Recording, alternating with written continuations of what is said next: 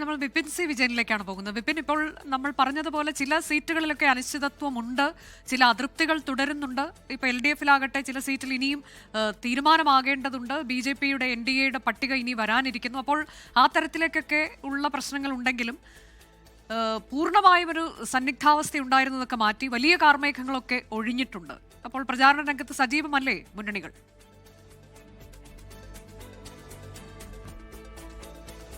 അനുജ പ്രജിൻ, ഇവിടെ രാഷ്ട്രീയ കളം തന്നെ പരിശോധിക്കുകയാണെങ്കിൽ മാറി മറിഞ്ഞുകൊണ്ട് ഓരോ മുന്നണികളിലേക്കും വരെ മാറ്റം ഉണ്ടായി എന്നുള്ളതാണ് എടുത്തു പറയേണ്ടത് മധ്യ കേരളത്തിൽ. അതിൽ ഏറ്റവും പ്രധാനം ജി സുധാകരൻ, LDF-ന്റെ ഒരു കാലത്തെ മുഖമായിരുന്ന, CPM-ന്റെ മുഖമായിരുന്ന ജി സുധാകരൻ UDF-ന്റെ സ്വതന്ത്ര സ്ഥാനാർത്ഥിയായി അമ്പലപ്പുഴയിൽ വോട്ട് തേടുന്നു. ഒപ്പം തന്നെ അത് ഇടുക്കിയിലേക്ക് വരികയാണെങ്കിൽ ഒരു കാലത്തെ MLA ആയിരുന്ന S രാജേന്ദ്രൻ ഇപ്പോൾ BJP-യുടെ സ്ഥാനാർത്ഥിയാണ്. നാട്ടികയിലേക്ക് വന്നു കഴിഞ്ഞാൽ അവിടെ CC മുകുന്ദൻ, സിറ്റിംഗ് MLA ആയ CPI-യുടെ CC മുകുന്ദൻ ഇപ്പോൾ BJP-യിലേക്ക് പോവുകയും BJP സ്ഥാനാർത്ഥിയെ വോട്ട് തേടുകയും ഇങ്ങനെ മാറി മറിഞ്ഞ് ഉള്ള ഒരു രാഷ്ട്രീയ സാഹചര്യത്തിൽ കൂടിയാണ് ഇപ്രാവശ്യത്തെ തിരഞ്ഞെടുപ്പ് ചിത്രം തെളിയുന്നത്. അതിനോടൊപ്പം തന്നെ ഈ അസ്വാരസ്യങ്ങൾ UDF-നെ സംബന്ധിച്ച് കുറച്ചുകൂടി കടുപ്പമാണ്. ആ കടുപ്പത്തിൽ തന്നെ ഏതെങ്കിലും രീതിയിലുള്ള ഒരു അടിയൊഴുക്കുകൾ ഉണ്ടാകുമോ എന്നുള്ളത് നേതൃത്വത്തിന് സാരമായി തന്നെ പേടിയുണ്ട്. ഇപ്പോൾ രണ്ടാമത്തെ പട്ടികയും UDF-നെ സംബന്ധിച്ച് പുറത്തു വരുമ്പോൾ കൊച്ചിയെ സംബന്ധിച്ചും പെരുമ്പാവൂരിനെ സംബന്ധിച്ചും അതിന്റെ അലയൊലികൾ ഇപ്പോഴും തീർന്നിട്ടില്ല. ദീപ്തി മേരി വർഗീസ് ഇപ്പോഴും മനസ്സ് തുറന്നിട്ടില്ല. അല്ലെങ്കിൽ എന്താണ് അവരെ തഴയാനുള്ളൊരു കാരണം എന്നതിനെ സംബന്ധിച്ച് നേതൃത്വം വിശദീകരിക്കട്ടെ എന്നുള്ളത് തന്നെയാണ് ഇപ്പോഴും ദീപ്തി പറയുന്നത്. അത് പെരുമ്പാവൂരിലേക്ക് വന്നാൽ എൽദോസ് കുന്നപ്പള്ളി ഇപ്പോഴും ഒളിച്ചുകളി തുടരുന്നു.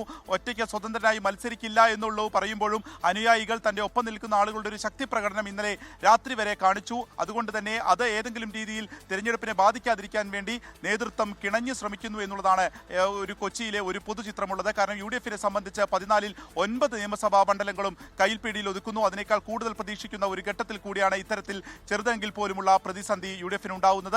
പക്ഷേ എല്ലാ മണ്ഡലങ്ങളിലും ഇതിനോടകം തന്നെ പ്രചാരണം LDF ആരംഭിച്ചു കഴിഞ്ഞു. അതിനോടൊപ്പം വേണ്ടി ഇന്ന് തന്നെ റോഡ് ഷോകൾ, ഒപ്പം തന്നെ തെരഞ്ഞെടുപ്പ് കമ്മിറ്റി ഓഫീസുകളുടെ ഉദ്ഘാടനം എല്ലാം തന്നെ UDF-ന്റെ നേതൃത്വം അല്ലെങ്കിൽ UDF-ന്റെ അണികൾ ഇപ്പോൾ നടത്തിക്കൊണ്ടിരിക്കുന്നു എന്നുള്ളതാണ് ചിത്രം. പാലയിലേക്കാണ് മറ്റൊന്ന് ഏറ്റവും ത്രികോണ മത്സരം നടക്കുന്നത്. അവിടെ മാണി സി കാപ്പനും ഒപ്പം തന്നെ ജോസ് കെ മാണിയും ഷോൺ ജോർജും തമ്മിലുള്ള മത്സരം കടുക്കുന്നു. ജോസഫ് വാഴക്കന് വോട്ടില്ല, അല്ലെങ്കിൽ ക്ഷമിക്കണം, ജോസഫ് വാഴക്കന് സീറ്റില്ല എന്നുള്ളതിൽ ഏറ്റുമാനൂരിൽ അദ്ദേഹം ഇതിനോടകം തന്നെ അതൃപ്തി രേഖപ്പെടുത്തുകയും ചെയ്തിരിക്കുന്നു. അപ്പോൾ ഒരു ഘട്ടത്തിൽ അനുനയ നീക്കങ്ങൾ നടക്കുന്നു മധ്യ കേരളത്തിൽ. ഒപ്പം തന്നെ പ്രചാരണം അതിന്റെ ചൂടിലേക്ക് കടന്നിരിക്കുന്നു എന്നുള്ളതാണ് ചിത്രം. BJP-യെ സംബന്ധിച്ച് ഇനി മൂന്നാമത്തെ പട്ടിക വരാനിരിക്കുന്ന ഘട്ടത്തിൽ പോലും 2020-ക്ക് ഇത്രയേറെ സീറ്റുകൾ നൽകിയതിലുള്ള അതൃപ്തി പരസ്യമായി തന്നെ നേതാക്കൾ പുറത്തു പറയുന്നുണ്ട്.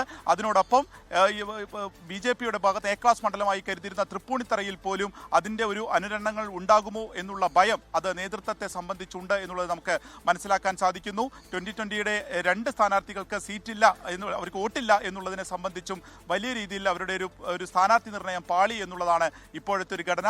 എല്ലാ മുന്നണികളും പ്രചാരണ ചൂടിലേക്ക് ഇന്നു മുതൽ കടക്കുന്നു എന്നുള്ളതാണ്. എല്ലായിടത്തും ഒരു ത്രികോണ പോരിലേക്ക് കടക്കുക എന്നുള്ള ഉദ്ദേശം തന്നെയാണ് 3 മുന്നണികളും വെച്ചു പുലർത്തുന്നത്. അനുജ, പ്രജിൻ, ലോകത്തെവിടെയായാലും ഏത് സമയത്തും 24 വാർത്തകളും ഓഗ്മെന്റഡ് റിയാലിറ്റി പാക്കേജുകളും എക്സ്പ്ലെയിനറുകളും വിശദമായി കാണാൻ ഞങ്ങളുടെ YouTube ചാനൽ നിങ്ങൾക്ക് സബ്സ്ക്രൈബ് ചെയ്യാം.